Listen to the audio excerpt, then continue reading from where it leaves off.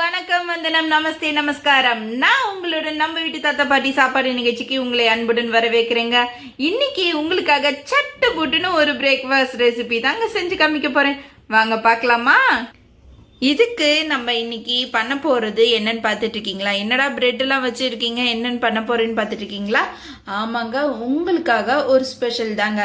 ஆமா, வழக்கமா நீங்க பிரெட் எடுத்தா என்ன செய்யறது எது செய்யறதுன்னு தெரியாம நிறைய பேர் இருப்பீங்க. இல்லாட்டா பிரெட்டை வந்து ரோஸ்ட் பண்ணிக்கன்னு யோசிச்சுட்டு இருக்காதீங்க. இது எக் இல்லாம எக்லெஸ் ஆம்லெட் தாங்க. ஆமாங்க, என்னடா எக்லெஸ் ஆம்லெட்னு பார்த்துட்டு நீங்கள் ரொம்ப யோசிக்காதீங்க. நிறைய பேர் வந்து வெஜிடேரியன்ஸ்லாம் இருக்கீங்க. ஸோ வெஜிடேரியன்ஸ்லாம் எங்கிட்ட கேட்குறீங்க, இது நான்வெஜ்லேருந்து இப்போ வந்து விரத நாட்கள்லாம் வெஜ்ஜாக இருப்பவங்க நீங்கள் வந்து ஆம்லேட் சாப்பிடணும்னு ஆசைப்படுவீங்க. ஆனால் ஆம்லெட் வச்சு ஒரு சாண்ட்விச் நம்ம சாப்பிட முடியலேன்னு தோன்றவங்களுக்கு இது ஒரு ஆம்லெட் தாங்க. நீங்கள் சாப்பிட்டு பாருங்க. அதுக்கப்புறம் நீங்க எக்கே நீங்க தொட மாட்டீங்க. இது மாதிரி ஒரு இதுதான் நீங்க சாப்பிடுவீங்க. சாப்பிடுறதுக்கு ரெடியா இருக்கலாமா? வாங்க பார்க்கலாம்.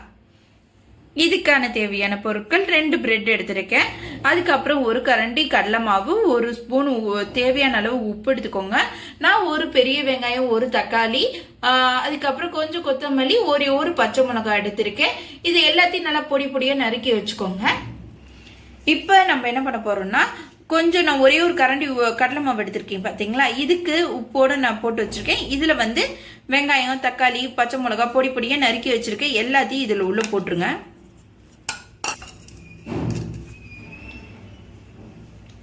இதுக்கு தேவையான கொஞ்சோண்டு தண்ணி.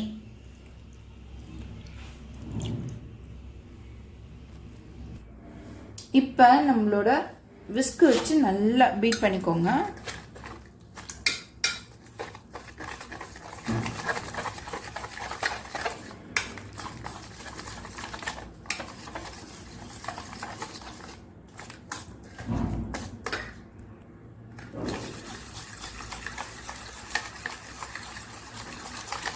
ஸோ நல்லா பீட் பண்ணி எல்லா தக்காளி, வெங்காயம், பச்சை மிளகா, நம்ம போட்டிருக்க கொத்தமல்லி, உப்பு எல்லாம் ஒன்று சேர்ற மாதிரி நல்லா பீட் பண்ணி விட்டுக்கோங்க. நல்லா விஸ்க் பண்ணி வச்சிட்டிங்கன்னா இது அப்படியே இருக்கட்டும்.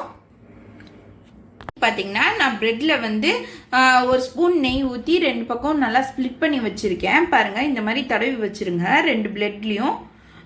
இதை வந்து ஃபர்ஸ்ட் நம்ம தோசை பேன் நம்ம இருக்கும் வீட்டில், தோசை பேன் இருந்துச்சுன்னா அதில் நீங்கள் ஃபஸ்ட்டு இதை ரோஸ்ட் பண்ணிக்கலாம். ரொம்ப டோஸ்ட் பண்ணக்கூடாது, லைட்டாக தான். ஸோ கல்லில் அப்படியே 2 டீ அப்படியே வச்சுருங்க. லைட் டோஸ்ட் ஆகட்டும். அப்படியே நல்லா வந்து டோஸ்ட் பண்ணிட்டுருக்கோம்.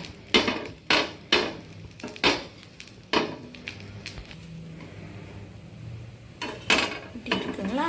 அப்படியே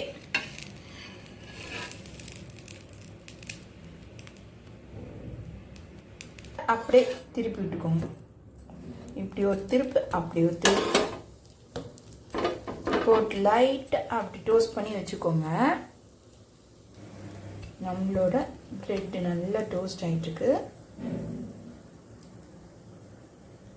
ஸோ இந்த மாதிரி டோஸ்ட் பண்ணி இதை எடுத்து வச்சிடலாம்.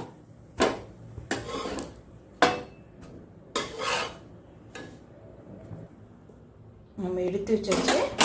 ஸோ இது தனியாக இருக்கட்டும். இப்போ என்ன, ஸோ நம்ம முதல்ல பேனில் இப்போ நல்லா எண்ணெயை வந்து ஸ்ப்ளிட் பண்ணி விட்டுருக்கேன். ஸோ இப்போ நம்ம எடுத்து வச்சுருக்கோங்கள இந்த மாவு, ஸோ இந்த மாவை என்ன பண்ணுங்க, அப்படியே சுற்றினா அப்புறம் ஊற்றுங்க. இந்த மாதிரி ஊற்றி விட்டுக்கோங்க. இந்த மாதிரி ஊற்றி விட்டுட்டு கொஞ்சம் வெயிட் பண்ணுங்க. அப்படியே இதுக்கு மேலே கொஞ்சோண்டு நம்மளோட நெய் ஸ்ப்ளிட் பண்ணிக்கலாம். இன்னும் ஃப்ளேவர் கூட்டி கொடுக்கும். இந்த மாதிரி பண்ணி பாருங்க. கொஞ்சம் நெய் ஊற்றியாச்சு. நல்லா பெருசாக வச்சு இது பண்ணுவோம், வேகட்டும்.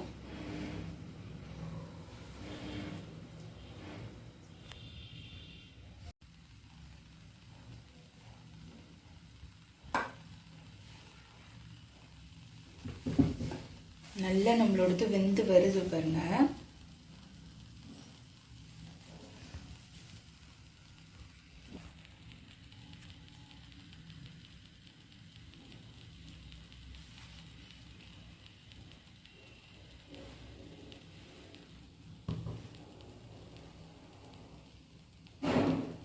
இப்போ நம்ம டோஸ்ட் பண்ணி வச்சிருக்க இந்த பிரெட்டை உள்ளே வச்சிடலாம். நடுவில் இதை வச்சுட்டு அப்படியே இப்படி வச்சுட்டுருவோம். இதோடு சேர்ந்து இதுவாகும்.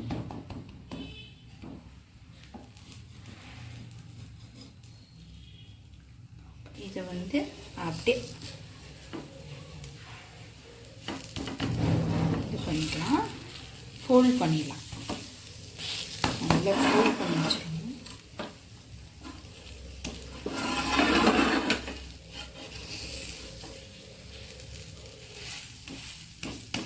நல்லா இப்படி ஃபோல்ட் பண்ணி இப்படி வச்சு அப்படியே எடுத்து இப்படி கவர் கரெக்ட்.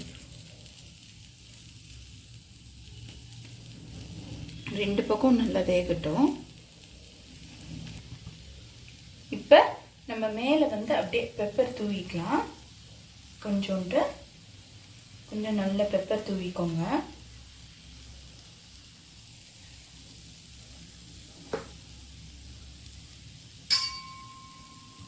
பெப்பர் தூவிட்டு ஆட்டி வச்சிருங்க.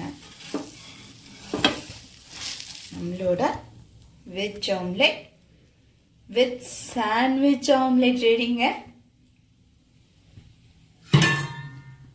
நம்மளோட